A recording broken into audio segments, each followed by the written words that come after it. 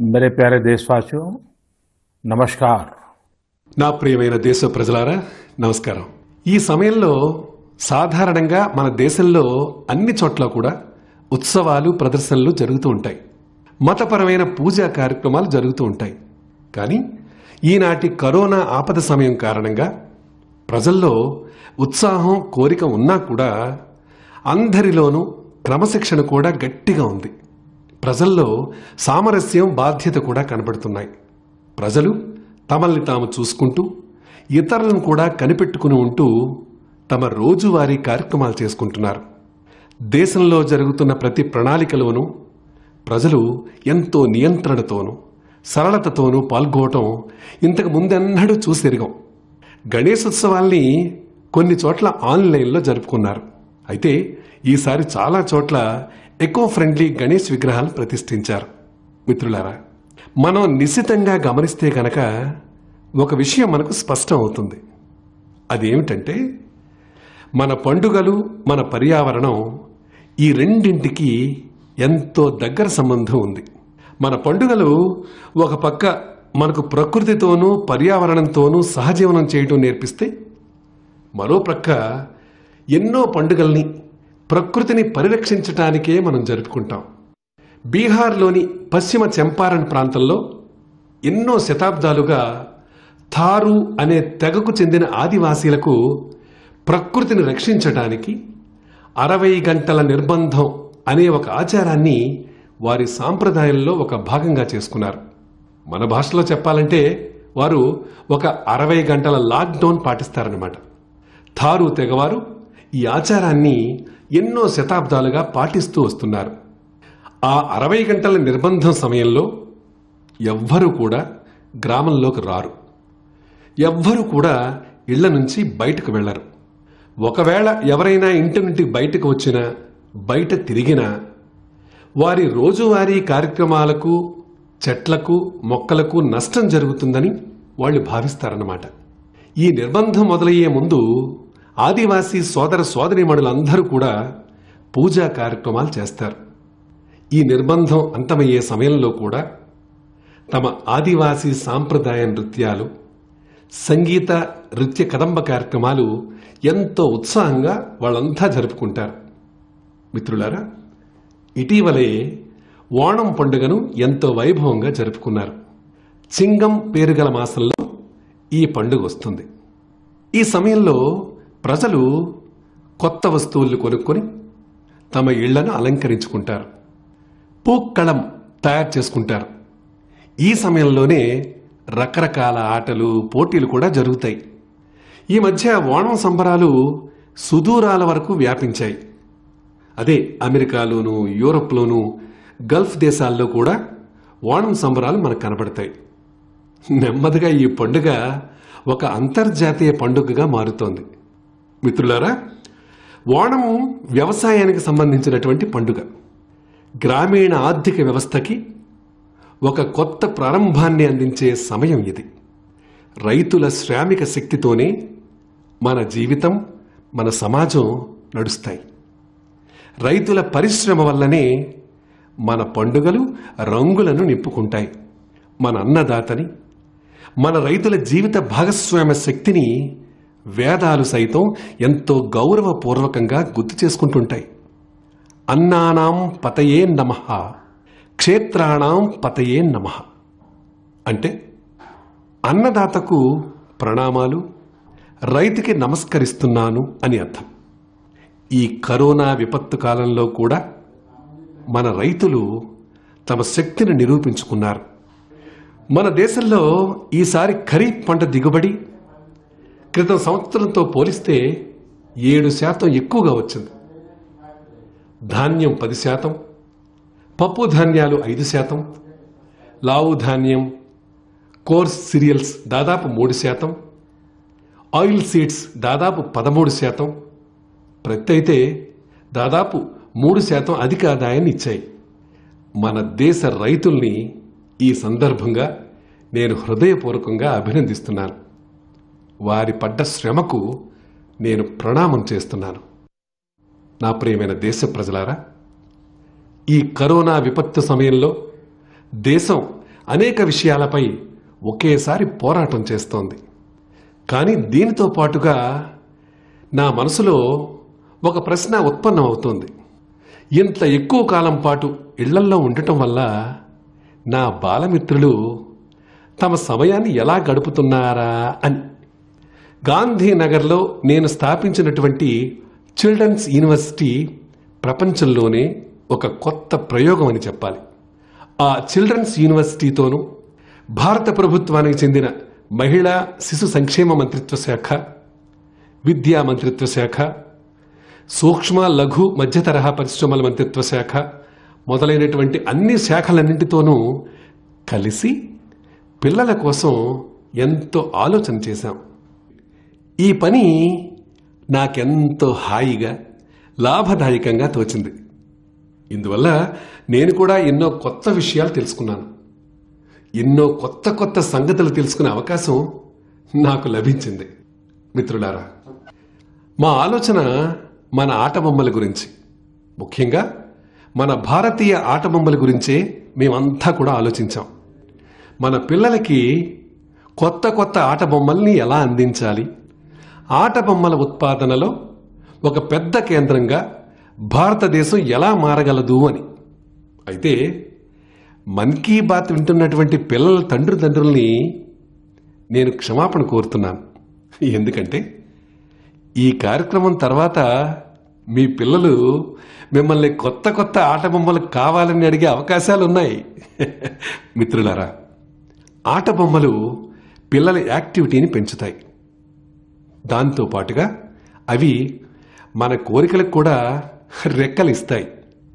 ఆట బొమ్మలు మన మనసుకి ఆహ్లాదాన్ని మాత్రమే కలిగించవు, అవి మన మనసుల్ని మార్చి మన మనసుకి ఒక లక్ష్యాన్ని ఏర్పరుస్తాయి కూడా. గురుదేవులు రవీంద్రనాథ్ ఠాగూర్ ఆట బొమ్మల గురించి చెప్పిన ఒక సంగతిని నేనెక్కడో చదివాను. ఆయన ఏమన్నారంటే, అసంపూర్ణంగా ఉన్న ఆట బొమ్మే అతి ఉత్తమమైన ఆట బొమ్మ అని. గురుదేవులు రవీంద్రనాథ్ ఠాగూర్ గారు తన చిన్నతనంలో తన సొంత కల్పనతో ఇంట్లో దొరికినటువంటి వస్తువులతోనే తన స్నేహితులందరితో కలిసి తమ బొమ్మల్ని తామే తయారు చేసుకొని ఆటలాడుకుంటూ ఉండేవారట. కానీ ఒకరోజు ఆ ఆటపాటల సమయంలోనే ఆయన మిత్రుల్లో ఒక పిల్లవాడు ఒక విదేశీ ఆట బొమ్మను తీసుకొచ్చాట. ఇక పిల్లలందరి దృష్టి ఆ ఆటలపై నుంచి ఆ బొమ్మ వైపుకి మరలిందట. ఇక అందరూ ఆడడం మానేసి ఆ బొమ్మ వెంకే చూడడం మొదలెట్టారట. నిన్న మొన్నటిదాకా అందరితోనూ కలిసిమెలిసి ఆడుకున్న ఆ పిల్లాడు, ఆటల్లో మునిగుండే పిల్లాడు ఆ విదేశీ ఆట బొమ్మ కారణంగా దూరంగా ఉండటం మొదలుపెట్టాట. ఒక రకంగా చెప్పాలంటే మిగతా పిల్లల పట్ల వివక్ష చూపటం మొదలుపెట్టాట. ఖరీదైన ఆట బొమ్మ తయారీలో కొత్తదనమేమీ లేదు, అందులోంచి నేర్చుకునేది కూడా ఏమీ లేదు. కానీ ఒక ఆకర్షణీయమైన ఆట బొమ్మ ఒక ఉత్సాహవంతమైన పిల్లాన్ని ఎక్కడో దాచేసింది, వాడ్చేసింది. ఆ ఆట బొమ్మ ధనాన్ని, సంపదని ప్రదర్శించింది, కానీ ఆ పిల్లవాడిలోని సృజనాత్మకతని పెరగనివ్వకుండా ఆపేసింది. ఆట బొమ్మ వచ్చింది, కానీ ఆట చెడిపోయింది, పిల్లవాడి వికాసం ఆగిపోయింది. అందువల్ల గురుదేవులు రవీంద్రుడు ఏమనేవారంటే, పిల్లల్లోని పసితనాన్ని, సృజనాత్మకతను బయటకు తీసుకొచ్చేవిగా ఆట బొమ్మలు ఉండాలి అని. పిల్లల జీవితాలలో రకరకాల సమయాల్లో ఆట బొమ్మల ప్రభావం ఏదైతే ఉంటుందో దానిపై జాతీయ విద్యా విధానం కూడా ఎంతో దృష్టి పెట్టింది. ఆటపాటల్లోనే నేర్చుకోవటం, ఆట బొమ్మల తయారీ నేర్పటం, ఆట బొమ్మలు ఎక్కడ తయారవుతాయో అక్కడికి పిల్లల్ని తీసుకెళ్లటం మొదలైన వాటిని పాఠ్యాంశాలలో జత చేయటం జరిగింది. మిత్రులారా, మన దేశంలో స్థానీయ ఆట బొమ్మలకి ఎంతో గొప్ప సాంప్రదాయం ఉంది. ఎందరో ప్రతిభావంతులైన, నైపుణ్యం ఉన్న శిల్పకారులు ఉన్నారు. మంచి మంచి ఆట బొమ్మలను తయారు చేయటంలో అందవేసిన చెయ్యి ఉన్న కళాకారులు మన వద్ద ఉన్నారు. భారతదేశంలో కొన్ని ప్రాంతాలు టాయ్ క్లస్టర్స్ అంటే ఆట బొమ్మల కేంద్రాల రూపంలో అభివృద్ధి చెందుతున్నాయి. కర్ణాటకలోని రామనగరంలో చెన్నపట్నం, ఆంధ్రప్రదేశ్లోని కొండపల్లి, తమిళనాడులోని తంజావూర్, అస్సాంలో దుబ్రి, ఉత్తరప్రదేశ్లో వారణాసి లాంటి ఎన్నో ప్రాంతాలు పేర్లు ఉన్నాయి. గ్లోబల్ టాయ్ ఇండస్ట్రీ 7 లక్షల కోట్ల రూపాయల కన్నా ఎక్కువ అంటే మీకు ఆశ్చర్యం కలగవచ్చు. 7 లక్షల కోట్ల రూపాయలు ఇంత పెద్ద వ్యాపారంలో భారతదేశ భాగస్వామ్యం చాలా తక్కువగా ఉంది. ఏ దేశం దగ్గర ఇంతటి సాంప్రదాయం, ఇంతటి వారసత్వం, ఇంతటి భిన్నత్వం, ఇంతటి జనాభా ఉందో అటువంటి వారికి ఆట బొమ్మల వ్యాపారంలో ఇంతటి చిన్న భాగస్వామ్యం ఉండటం మనకు నచ్చుతుందా? లేదు. ఇది విన్నాక కూడా మీకు ఈ సంగతి నచ్చదు. చూడండి మిత్రులారా, ఆట బొమ్మల వ్యాపారం చాలా విస్తృతమైంది. కుటీర పరిశ్రమలు, చిన్న పరిశ్రమలతో పాటు పెద్ద పరిశ్రమలు, వ్యక్తిగత సంస్థలు ఈ పరిధిలోకి వస్తాయి. ఈ ఆట బొమ్మల వ్యాపారాన్ని ముందుకు నడిపించటానికి దేశం ఐకమత్యంగా నిలిచి ఎంతో పరిశ్రమ చేయాల్సి ఉంది. ఆంధ్రప్రదేశ్లోని విశాఖపట్నానికి చెందినటువంటి శ్రీ సివి రాజు గారు ఉన్నారు. ఆయన స్వగ్రామమైన ఏటికొప్పాకలో తయారయ్యే బొమ్మలు ఒకానొక సమయంలో ఏటికొప్పాక బొమ్మలుగా ఎంతో ప్రసిద్ధి చెందాయి. వీటి ప్రత్యేకత ఏమిటంటే ఈ బొమ్మలన్నీ కూడా చెక్కతో తయారవుతాయి. మరో విశేషం ఏమిటంటే ఈ బొమ్మల్లో ఏ విధమైనటువంటి కోణాలు కనిపించవు. అన్ని వైపుల నుంచి కూడా గుండ్రంగానే కనపడతాయి ఈ బొమ్మలు. అందువల్ల ఆడుకునేటప్పుడు పిల్లలకి ఏ విధమైన గాయాలు కాకుండా ఉండేవి.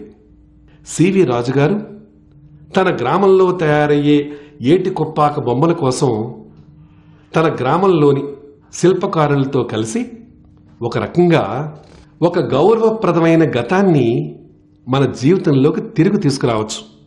ఇంకా బంగారు భవిష్యత్తుకు బాటలు కూడా వేయగలం. నేను మన స్టార్టప్ మిత్రులకి, మన కొత్త ఉద్యమకారులకి చెప్తున్నాను, టీమప్ ఫర్ టాయ్స్. రండి, మనందరం కలిసి ఆట బొమ్మల్ని తయారు చేద్దాం.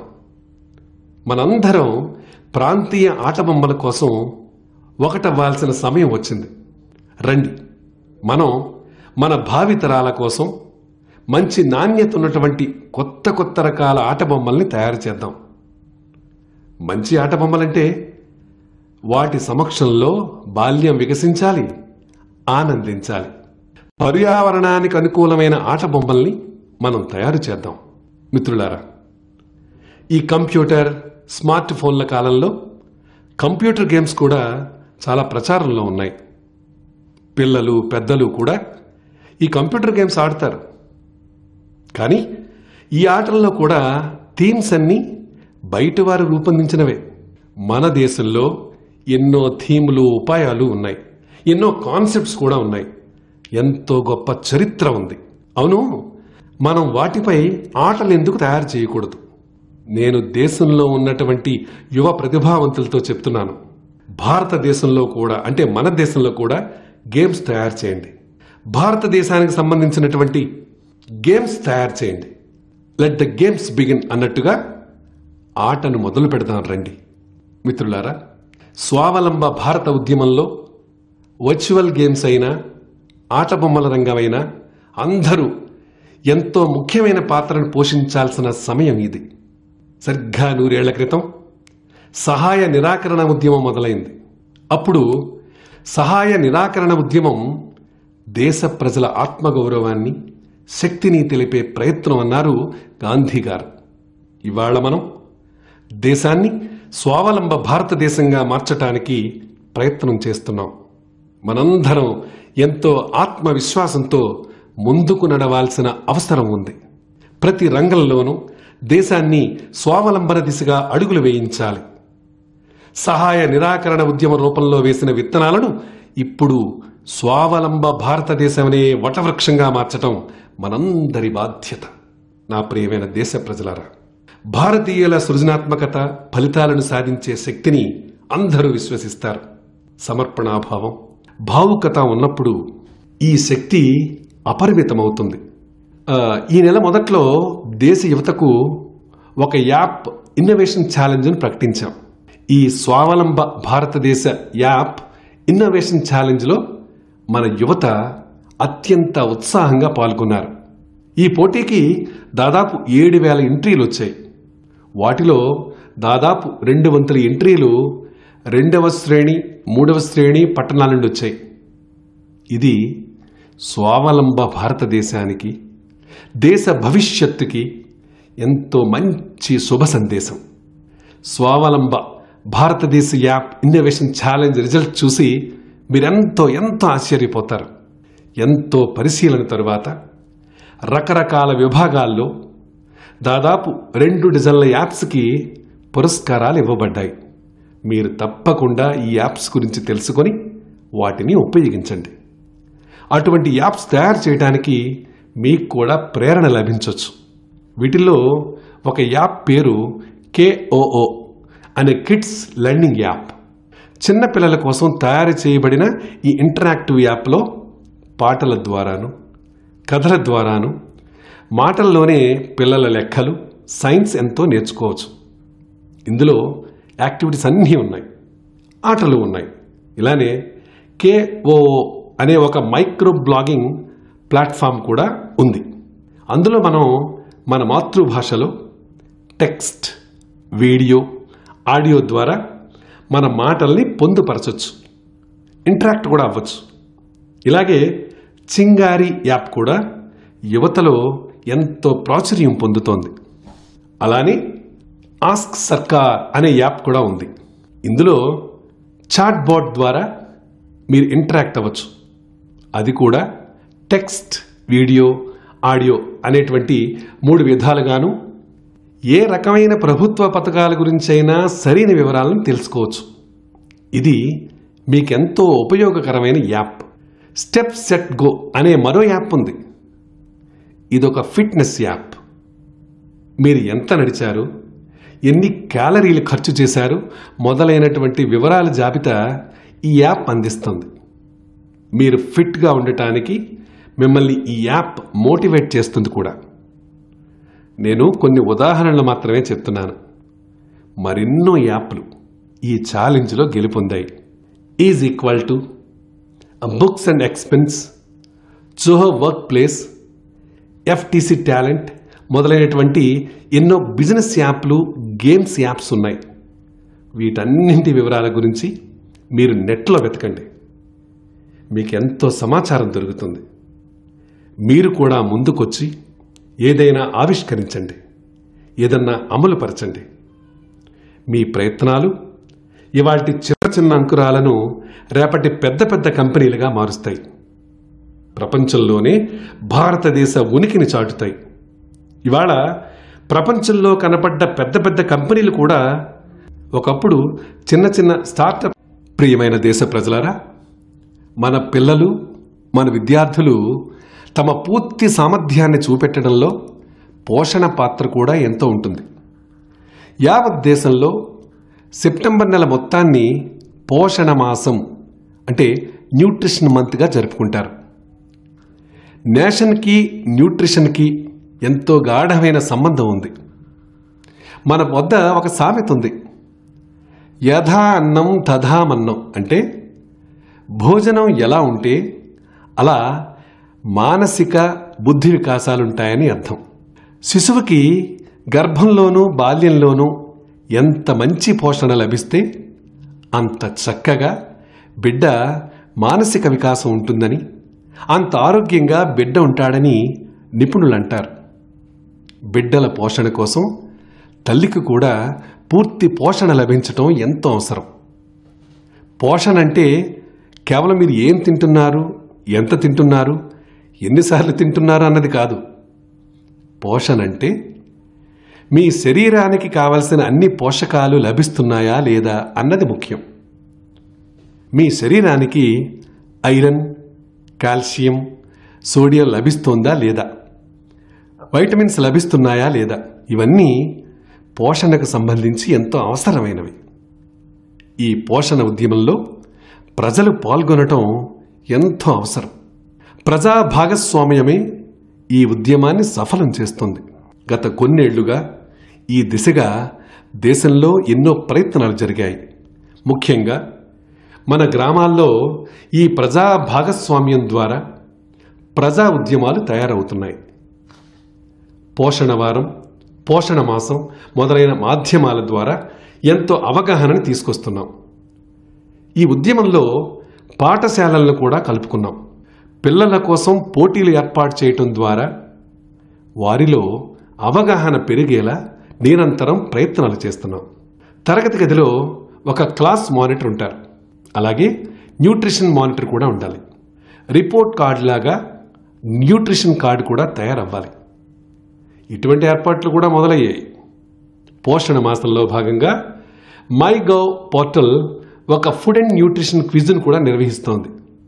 దానితో పాటుగా ఎమ్మి పోటీ కూడా ఉంటుంది. ఇందులో మీరు పాల్గొనండి. ఇతరులను కూడా ఇందులో పాల్గొనేలా వాళ్ళు ప్రోత్సహించండి. మిత్రులారా, మీకు గుజరాత్లోని సర్దార్ వల్లభాయ్ పటేల్ గారి స్టాట్యూ ఆఫ్ యూనిటీని సందర్శించే అవకాశం గనక వస్తే, లేదా కోవిడ్ పరిస్థితుల తర్వాత అక్కడికి వెళ్ళే అవకాశం గనక లభిస్తే, అక్కడ అనుపమానమైన పద్ధతిలో తయారు చేసిన ఒక న్యూట్రిషన్ పార్క్ను చూడండి. ఆటపాటల్లోనే న్యూట్రిషన్కి సంబంధించిన వివరాలని అక్కడ తెలుసుకోవచ్చు. మిత్రులారా, భారతదేశం ఒక విశాలమైన దేశం. ఆహార పద్ధతులతో ఎంతో వైవిధ్యం ఉన్నటువంటి దేశం. మన దేశంలో వైవిధ్యమైన 6 ఋతువులుంటాయి. రకరకాల ప్రాంతాలలో అక్కడి వాతావరణానుసారం రకరకాల పదార్థాలు పండుతాయి. అందువల్ల ప్రతి ప్రాంతపు వాతావరణం, అక్కడి స్థానీయ భోజనం, అక్కడ పండే అన్నం, ఫలాలు, కూరగాయలకు అనుగుణంగా ఒక విలువైన పోషకాలతో కూడిన డైట్ ప్లాన్ తయారు చేయటం ఎంతో అవసరం. ముతక ధాన్యాలు, రాగులు, జొన్నలు వంటి చిరుధాన్యాలు ఎంతో ఉపయోగకరమైన పోషక పదార్థాలు. ప్రతి జిల్లాలో ఏ పంటలు పండుతాయో, వాటి పోషక విలువలు ఎంత అన్న పూర్తి వివరాలు తెలిపేందుకు ఒక భారతీయ వ్యవసాయ జ్ఞాన కోసం తయారవుతోంది. రండి, ఇది మీ అందరికీ ఎంతో పనికొచ్చేదిగా ఉంటుంది. రండి, పోషణ మాసంలో మనందరం కూడా పౌష్టికాహారం తిని ఆరోగ్యంగా ఉండాల్సిందిగా మన అందరినీ ప్రోత్సహిద్దాం. ప్రియమైన దేశ ప్రజలారా, కొద్ది రోజుల క్రితం మన స్వాతంత్ర్య దినోత్సవం జరుపుకుంటున్న సమయంలో ఒక ఆసక్తికరమైన విషయం నా దృష్టిని ఆకర్షించింది. మన రక్షణ బలగానికి చెందిన 2 సాహసవంతులైనటువంటి శునకాల గురించిన కబురు. అవి సోఫీ, విదా అనే 2 శునకాలు. అవి ఇండియన్ ఆర్మీకి చెందిన శునకాలు. అవి chief of army staff commendation కార్డ్స్తో గౌరవించబడ్డాయి. దేశ రక్షణలో అవి తమ కర్తవ్యాన్ని ఎంతో నేర్పుగా పోషించిన కారణంగా వాటికి ఈ గౌరవ ప్రదానం జరిగింది. మన సైన్యంలో, మన రక్షణ బలగాల వద్ద దేశం కోసం జీవించి, దేశం కోసం త్యాగం చేసిన ఇటువంటి ఎన్నో ధైర్యం గల శునకాలున్నాయి. ఎన్నో బాంబు దాడుల్ని, ఎన్నో తీవ్రవాద కుట్రలను నిరోధించడంలో ఇటువంటి శునకాలు ఎంతో ముఖ్యమైన పాత్ర పోషించాయి. కొద్ది కాలం క్రితం దేశ రక్షణలో శునకాలు పోషించే పాత్ర గురించి ఎంతో వివరంగా తెలుసుకునే అవకాశం లభించింది. ఎన్నో కథలు కూడా విన్నాను. 2006వ సంవత్సరంలో బలరాం అనే ఒక శునకం అమర్నాథ్ యాత్ర దారిలో పెద్ద సంఖ్యలో ఆయుధాలు, మందుగుండు సామాగ్రిని వెతికి పట్టుకుంది. ఇక 2002లో అయితే భావన, శివలాల్ అనే 2 శునకాలు ఐఈడీ వెతికి పట్టుకున్నాయి. ఐఈడీని వెలుపలికి తీసే ప్రయత్నంలో తీవ్రవాదులు చేసిన విస్ఫోటనానికి ఆ 2 శునకాలు ప్రాణాలర్పించాయి. 2-3 ఏళ్ల క్రితం ఛత్తీస్గఢ్ తాలూకా బీజపూర్లో సిఆర్పిఎఫ్ తాలూకు స్నిఫర్ డాగ్ క్రాకర్ కూడా ఎల్ఈడి బ్లాస్ట్లో ప్రాణాలు కోల్పోయింది. కొద్ది రోజుల క్రితం మీరు టీవీలో ఒక పెద్ద భావోద్వేగ దృశ్యాన్ని చూసుంటారు. అందులో బీట్ పోలీస్ తమ మిత్ర శునకమైన రాకీకి పూర్తి గౌరవ మర్యాదలతో అంతిమ వీడ్కోలు పలికారు. 300 కన్నా అధికమైన కేసుల్ని పరిష్కరించడంలో రాకీ పోలీసులకు సహాయం చేసింది. డిజాస్టర్ మేనేజ్మెంట్, రెస్క్యూ మిషన్లో శునకాలు ఎంతో పెద్ద పాత్రను పోషిస్తున్నాయి. భారతదేశంలో NDRF, national disaster response force వారు డజన్ల కొద్దీ ఇటువంటి శునకాలకు ప్రత్యేకంగా శిక్షణనిచ్చారు. భూకంపాలు వచ్చినప్పుడు, భవనాలు కూలిపోయినప్పుడు, శిథిలాలలో చిక్కుకున్నటువంటి సజీవులను రక్షించటంలో ఈ శునకాలు ఎంతో నైపుణ్యం కనబరుస్తాయి. మిత్రులారా, ఇండియన్ బ్రీడ్స్కు చెందిన శునకాలు కూడా ఎంతో మేలైనవని, సామర్థ్యం కలిగినవని నాకు చెప్పారు. Indian బ్రీడ్స్లో Mudhol hound, Himachali hound మొదలైనవి మంచి జాతులు. రాజాపలాయం, కన్ని, చిప్పీపరాయి, కోంబాయి మొదలైనవి కూడా ఎంతో గొప్ప జాతులు. వీటి పోషణ ఖర్చు కూడా తక్కువే. ఇవి భారతీయ వాతావరణంలో బాగా ఎమడగలవు.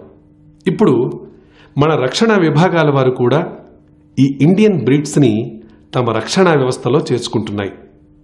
గత కొద్ది కాలంలో ఆర్మీ, సిఏఎస్ఎఫ్, ఎన్ఎస్జీ వారు ముథోల్ హౌండ్ డాగ్స్కు శిక్షణ ఇచ్చి డాగ్ స్క్వాడ్లో చేర్చుకున్నారు. సిఆర్పిఎఫ్ వారు కోంబాయి డాగ్స్ను చేర్చుకున్నారు. Indian council of agriculture research కూడా భారతీయ శునక జాతులపై పరిశోధన చేస్తోంది.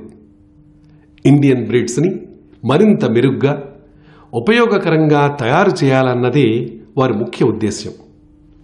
మీరు ఇంటర్నెట్లో వీటి పేర్లతో శోధించండి, వీటి గురించి తెలుసుకోండి. వీటి అందం, వీటి లక్షణాలు చూసి మీరు ఆశ్చర్యపోతారు. మీరు గనక శునకాలని ఇంటిలో పెంచుకోవాలనుకున్నప్పుడు మీరు తప్పక ఈ ఇండియన్ బ్రీడ్స్లోని డాగ్స్ని ఇంటికి తెచ్చుకోండి. స్వావలంబ భారతదేశం ప్రజల మనసుల్లో మంత్రంగా మారుతున్నప్పుడు ఏ రంగమైనా వెనుకబడి ఎందుకు ఉండాలి? నా ప్రియమైన భారతీయులారా, సెప్టెంబర్ 5వ తేదీన మన ఉపాధ్యాయ దినోత్సవం జరుపుకుంటాం. మనందరము మన జీవిత సాఫల్యాలను, జీవిత ప్రయాణాన్ని చూసుకుంటే మనకు ఎవరో ఒక ఉపాధ్యాయుడి జ్ఞాపకం తప్పకుండా వస్తుంది. వేగంగా మారుతున్న కాలంలో, ఈ కరోనా విపత్తు సమయంలో మన ఉపాధ్యాయుల ముందర కూడా కాలం మార్పు అనే గొప్ప సవాలును నిలిపింది. ఈ సవాలుని మన ఉపాధ్యాయులందరూ స్వీకరించడమే కాక దానిని ఒక అవకాశంగా మార్చుకోవటం నాకు చాలా ఆనందాన్నిచ్చింది. విద్యలో సాంకేతికతను ఎంత ఎక్కువగా ఉపయోగించవచ్చో, కొత్త విధానాలను ఎలా స్వీకరించాలో, విద్యార్థులకు ఎలా సహాయం చేయాలో మొదలైన విషయాల్ని మన ఉపాధ్యాయులు సహజత్వంతో స్వీకరించి తమ విద్యార్థులు కూడా నేర్పించారు. ఇవాళ దేశంలో ప్రతి చోట ఏదో ఒక నూతన ఆవిష్కరణ జరుగుతోంది. ఉపాధ్యాయులు, విద్యార్థులు కలిసి నూతన విషయాల్ని కనుక్కుంటున్నారు. దేశంలో జాతీయ విద్యా విధానం ద్వారా రాబోతున్నటువంటి ముఖ్యమైన మార్పును విద్యార్థుల వద్దకు చేర్చేందుకు మన ఉపాధ్యాయులు ముఖ్య పాత్ర వహిస్తారని నాకు నమ్మకం ఉంది. మిత్రులారా, ముఖ్యంగా నా ఉపాధ్యాయ మిత్రులారా, 2022లో మన దేశం స్వాతంత్ర్య వజ్రోత్సవాన్ని జరుపుకుంటుంది. స్వాతంత్ర్యానికి ముందర ఎన్నో ఏళ్ల వరకు మన దేశం స్వాతంత్ర్యం సాధించటానికి ఒక పెద్ద చరిత్ర ఉంది. ఈ క్రమంలో స్వాతంత్ర్యం కోసం దేశభక్తులు ప్రాణాలర్పించని చోటు, తమ సర్వస్వాన్ని త్యాగం చేయని చోటు మన దేశంలో ఏ మారుమూల కూడా లేదు. మన నేటి తరాల వారు, మన విద్యార్థులు స్వాతంత్ర్య పోరాటం గురించి, మన దేశం గురించి పోరాడిన నాయకుల గురించి పరిచితులవ్వాలి. ఆ భావోద్వేగాలను వారు కూడా స్వయంగా అనుభవించటం చాలా అవసరం. మన జిల్లాలలో, మన ప్రాంతంలో స్వాతంత్ర్య పోరాట సమయంలో ఏం జరిగింది, పోరాటం ఎలా జరిగింది, ఎవరు అమరులయ్యారు, జైలులో ఎవరెవరు ఎంతకాలం ఉన్నారు, ఈ విషయాలన్నీ కూడా మన విద్యార్థులు గనక తెలుసుకుంటే వారి వ్యక్తిత్వంపై వాటి ప్రభావం కనపడుతుంది. ఇందుకోసం ఎన్నో పనులు చేయొచ్చు. దానికి మన ఉపాధ్యాయుల బాధ్యత కూడా ఉంటుంది. శతాబ్దాల పాటు సాగిన స్వాతంత్ర్య పోరాటంలో మీరున్న జిల్లాల్లో ఏమేమి సంఘటనలు జరిగాయో ఆ విషయాలపై విద్యార్థులతో పరిశోధన చేయించి వాటిని పాఠశాలలో చేతివ్రాత మార్కులుగా తయారు చేయొచ్చు. మీ నగరంలో గనక స్వాతంత్రోద్యమంతో ముడిపడిన ఏవైనా ప్రదేశాలుంటే విద్యార్థుల్ని అక్కడికి మీరు తీసుకెళ్లొచ్చు. ఏ పాఠశాల విద్యార్థులైనా రాబోయే స్వాతంత్ర దినోత్సవ 75వ వేడుకల్లో తమ ప్రాంతం తాలూకు 75 స్వాతంత్ర్య సమరయోధులపై కవితలు, నృత్య రూపకాలు రాయాలని నిర్ణయించుకుంటే బాగుంటుంది. దేశం కోసం జీవించి, దేశం కోసం ప్రాణాలర్పించి, కాలంతో పాటు మనం మర్చిపోయిన దేశంలోని గుర్తింపు పొందని వీరుల్ని మీ ప్రయత్నాలు వెలుగులోకి తీసుకొస్తాయి. అటువంటి మహాత్ముల వ్యక్తిత్వాలను మనం వెలుగులోకి తెస్తే స్వాతంత్ర దినోత్సవ 75వ వేడుకల్లో వారిని గుర్తు చేసుకుంటే అదే వారికి సరైన శ్రద్ధాంజలి అవుతుంది.